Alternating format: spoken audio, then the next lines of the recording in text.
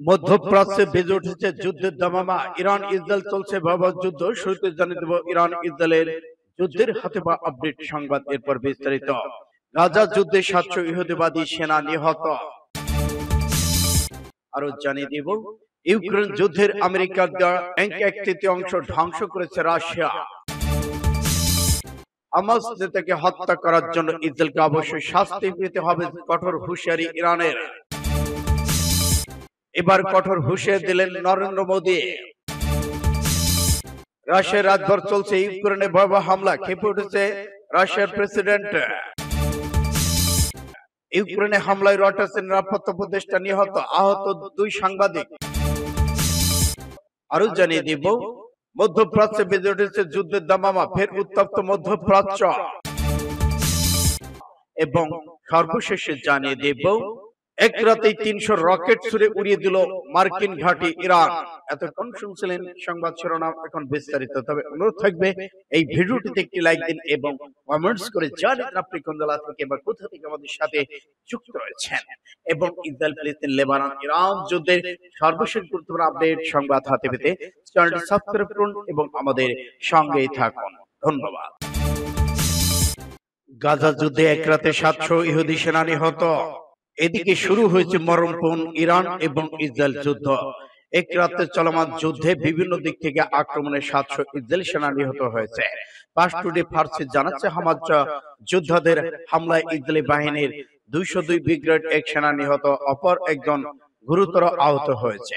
এর ফলে তেল আবিবে ঘোষণা অনুযায়ী গত বছরের ৭ই অক্টোবর থেকে হামাসের যুদ্ধে নিহত ইসরায়েলি সেনার সংখ্যা দাঁড়িয়েছিল ৭০০ জনে।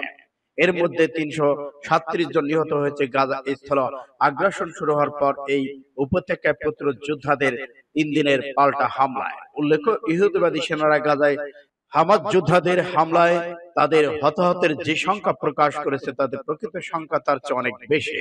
ইসরায়েলি বাহিনী এর মাধ্যমে গাজায় নিজেদের পরাজয় ঢেকে রাখতে চায়। সেই সঙ্গে ইহুদিবাদী বসতি স্থাপনকারীদের পক্ষ থেকে দখলদার সেনারা যে রাজনৈতিক চাপের মুখে রয়েছে তারাশ করাও এই লুকোচুরি খেলা অন্যত প্রধান কারণ। এইদিকে এক ব্রিটিশ জরিপে জানা গেছে যে ইসরায়েলে প্রায় ১০,০০০-এর উপরে সেনা নিহত হয়েছে, কিন্তু ইসরায়েল এটা গোপন করতে চায়। গাজা স্বাস্থ্য বিভাগের পক্ষ থেকে প্রকাশিত সর্বশেষ পরিসংখ্যান থেকে জানা যায় ইসরায়েলি গণহত্যার শিকার হয়ে এ পর্যন্ত ৪০,০০০-এর বেশি ফিলিস্তিন শহীদ হয়েছে এবং ৯২,০০০-এর বেশি মানুষ আহত হয়েছেন। হতাহতের উল্লেখযোগ্য অংশ হচ্ছে নারী ও শিশু। ইউক্রেন যুদ্ধে আমেরিকার দেওয়া ট্যাঙ্কের ২/৩ ধ্বংস করেছে রাশিয়া, হতাশায় আমেরিকা। ইউক্রেনকে দেওয়া আমেরিকার আব্রামস M1 এর ট্যাঙ্ক সরবরাহ করেছে ২/৩ ৬ মাসের মধ্যে ধ্বংস করে দিয়েছে রাশিয়া। গত বৃহস্পতিবার মালয়েশিয়া ওয়াচ ম্যাগাজিন এ তথ্য নিশ্চিত করেছেন। ম্যাগাজিনটি সম্প্রতি একটি জরিপ প্রতিবেদন প্রকাশ করেছে।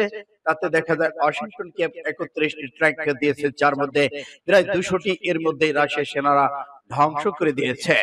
প্রতিবেদনে বলা হয়েছে রাশিয়ার টেলিগ্রাম চ্যানেল আপলোড করা ভিডিওগুলোতে দেখা যায় রাশিয়ার কুরস্ক অঞ্চলের সর্বশেষ আব্রামস M1 ট্যাঙ্ক উড়িয়ে দেওয়া হচ্ছে।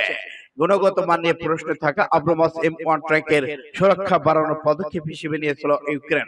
এরপর রুশের সেনাদেশরা এন্টি ট্যাঙ্ক মিসাইল প্রতিরোধ করতে পারেনি আব্রামস M1। এর আগে এক প্রতিবেদনে বলা হয় ইউক্রেন সেনারা আব্রামস M1 ট্যাঙ্ক পরিচালনার সময় প্রযুক্তিগত সমস্যার মুখে পড়েছে এবং সে বিষয়ে তারা অভিযোগ করেছিল। তারপরেও আব্রামসের দুর্বলতা কাটাতে পারেনি। সূত্র পাস টুডে SIBGAR।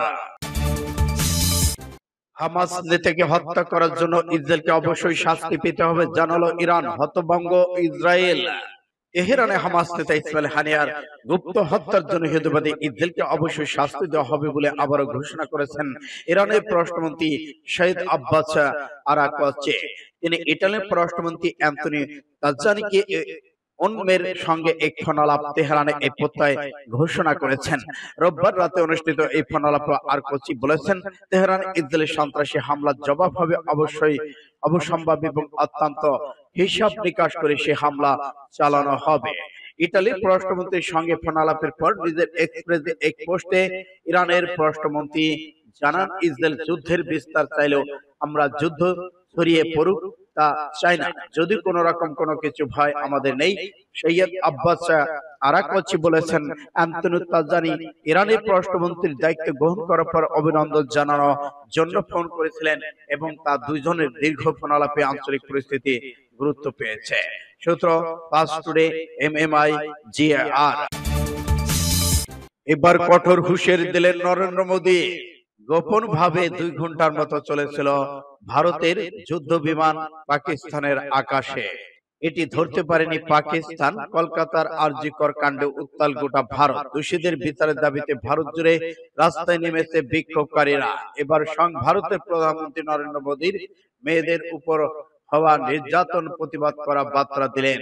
মোদী বলেছেন, মেয়েদের বিরুদ্ধে যারা অন্যায় করে তাদের শাস্তি পাওয়া উচিত। সেই সঙ্গে মেয়েদের উপর হওয়া কোনো অন্যায় সহ্য করবেন না বলে জানিয়েছেন ভারতের প্রধানমন্ত্রী। ওইদিকে 2 ঘন্টা ধরে পাকিস্তানের আকাশে উড়ছিল ভারতের যুদ্ধ বিমান, সেটি ধরতে পারেনি। পরবর্তীতে চিহ্নিত হলে ক্ষমা চেয়েছেন মোদী।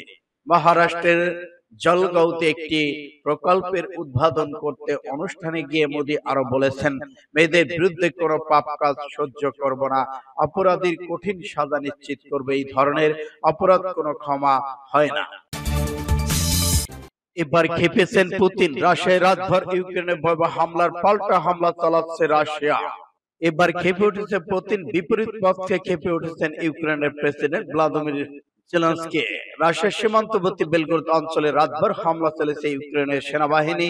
এতে 5 বেসামরিক ব্যক্তি নিহত হয়েছেন, আহত হচ্ছেন 12 জন। রোববার টেলিগ্রাম বার্তা এ তথ্য জানায় আঞ্চলিক গভর্নর ব্রাসিস্লাভ গ্লাতকোভ। খবর আল জাজিরার। গভর্নর বলেছেন, আরো দুঃখজনক, অত্যন্ত দুঃখজনক ঘটনা, শত্রুপক্ষের গোলাবর্ষণে 5 বেসামরিক মানুষ নিহত হয়েছেন, আহত হয়েছেন 12 জন, তাদের মধ্যে 3 জন অপ্রাপ্ত বয়স্ক। শনিবার এক ভিডিও বার্তায় ইউক্রেন প্রেসিডেন্ট ভ্লাদিমির জেলেনস্কি বলেছেন, ইউক্রেনকে ধ্বংস করতে চেয়েছিল রাশিয়া, কিন্তু যুদ্ধ এখন পাল্টে গিয়েছে। এদিকে সংযুক্ত আরব আমিরাতের মধ্যস্থতায় শনিবার রাশিয়া ইউক্রেন নিজ নিজ পক্ষে 115 জন করে যুদ্ধবন্দী বিনিময় করেছে। 6 আগস্টে রাশিয়ার কুর্স্কে ইউক্রেন বিস্ময়কর হামলা শুরুর পর থেকে প্রথমবারের মতো এই ধরনের বিনিময় হলো। দ্বিতীয় বিশ্বযুদ্ধের পর থেকে রাশিয়া ভূখণ্ডের ভেতরে কোনো বিদেশি শক্তির একটি সবচেয়ে বড় আক্রমণের ঘটনা। সূত্র ইন্ডিয়া টুডে। ইউক্রেনে হামলায় রয়টার্সের নিরাপত্তা উপদেষ্টা নিহত, আহত আরো 2 সাংবাদিক সহ শতাধিক। ইউক্রেনের পূর্বাঞ্চল ফ্রন্টে প্রাণ হারিয়েছে বার্তা সংস্থা রয়টার্সের এক কর্মী। হামলায় আহত হচ্ছেন আরো 2 সাংবাদিক। শনিবার ক্রামাতস্ক শহরে চালানো মিসাইল হামলায় নিহত হন ইউক্রেনের রয়টার্সের নিরাপত্তা উপদেষ্টা হিসেবে কর্মরত রান ইভানভ। সাবেক ব্রিটিশ সেনা কর্মকর্তা ছিলেন 38 বছর বয়সী রায়ান। 2022 সাল থেকে ইউক্রেনে কর্মরত ছিলেন তিনি। হামলার সময় তার সাথে ছিল রয়টার্সের আরো 6টি প্রতিনিধি। হামলায় চিকিৎসাধীন 2 সাংবাদিকের মধ্যে একজনের অবস্থা বেশি গুরুতর। রোববার একটি বিবৃতিতে রয়টার্স জানিয়েছে, আমরা জরুরি ভিত্তিতে ক্রামাতস্ক কর্তৃপক্ষের সাথে কাজ করা সহ আক্রমণ বিস্তারিত তথ্য সংগ্রহ করেছে। সূত্র MHR। বেজে উঠেছে যুদ্ধের দামামা, ফের উত্তপ্ত মধ্যপ্রাচ্য। বেজে উঠেছে যুদ্ধের দামামা, মধ্যপ্রাচ্য উত্তপ্ত হয়ে উঠেছে। ইসরায়েল সামরিক বাহিনী, ইরান, লেবানন সশস্ত্র গোষ্ঠী হিজবুল্লাহর মধ্যে রোববার 25 আগস্ট পাল্টাপাল্টি হামলার যে ঘটনা ঘটেছে সেদিককে ঘিরে উদ্বেগ দেখা দিয়েছে। বিবিসি প্রতিবেদনে বলা হয়েছে, এমন একটি সময় হামলার এই ঘটনা ঘটল যখন গাজার যুদ্ধবৃত্তির লক্ষ্যে ইসরায়েল হামাসের মধ্যে চুক্তি স্বাক্ষর করানোর প্রচেষ্টা চালাচ্ছে মার্কিন যুক্তরাষ্ট্র। গাজার যুদ্ধবিরতির বিষয়ে শিগগির কার্যকর একটি সিদ্ধান্তে পৌঁছানোর আশা প্রকাশ করা হয়েছিল, কিন্তু রোববার ঘটনার পর যুদ্ধবিরতি সেই প্রতিক্রিয়া বাধাগ্রস্ত হবে কিনা সেটি নিয়ে এক ধরনের উদ্বেগ সৃষ্টি হয়েছে। এদিকে ইসরায়েলের সামরিক বাহিনী ভাষ্যমতে বিমান হামলা চালিয়ে তারা হিজবুল্লাহ বেশ কয়েকটি হাজার স্থাপনাকে ধ্বংস করে দিয়েছে। অন্যদিকে ইসরায়েলকে লক্ষ্য করে প্রায় 320টি রকেট বোমা নিক্ষেপ করেছে হিজবুল্লাহ। এতে ইসরায়েলের ঘাঁটি গুড়িয়ে গিয়েছে। সূত্র পাঁচ টুডে। ইরান থেকে 300 রকেট হামলায় গুড়িয়ে দেওয়া হলো মার্কিন ঘাঁটি। খেপে উঠেছে ইরান। মধ্যপ্রাচ্যের মধ্যে সবচেয়ে যুদ্ধের দামামা বেজে উঠেছে ইরানের জেনারেল সুলাইমানি হত্যার প্রতিশোধ অংশ হিসেবে ইরাকের পশ্চিমাঞ্চলে অবস্থিত মার্কিন সামরিক ঘাঁটি আইন আল আসাদের উপর ক্ষেপণাস্ত্র হামলা চলেছে ইরানের ইসলামী বিপ্লবী গার্ড বাহিনী আর জিসি, এতে মার্কিন ঘাঁটির মাটির সঙ্গে মিশিয়ে দেওয়া হয়েছে বলে দাবি করেছে ইরান। আজ বুধবার ভোর রাতে ইসরায়েল এক বিবৃতিতে বলেছেন, গতকাল এই হামলা চালানো হয়েছে। জেনারেল কাসেম সুলেমানির উগ্র আগ্রাসে মার্কিন সেনাদের সন্ত্রাসী অপরাধমূলক হামলার কঠোর জবাব দিতে আইন আল আসাদ ঘাঁটিতে মাটির সঙ্গে মিশিয়ে দিয়েছে ইরান। এদিকে ইরান ইসরায়েলে বহু সংখ্যক অসংখ্য জানাজা নামাজ শেষে মঙ্গলবার জেনারেল সুলাইমানির লাশ তার জন্মভূমি ইরাকে কিরমান শহরে দাফন করার কথা হলেও প্রচন্ড ভিড়ের কারণে তা সম্ভব হয়নি।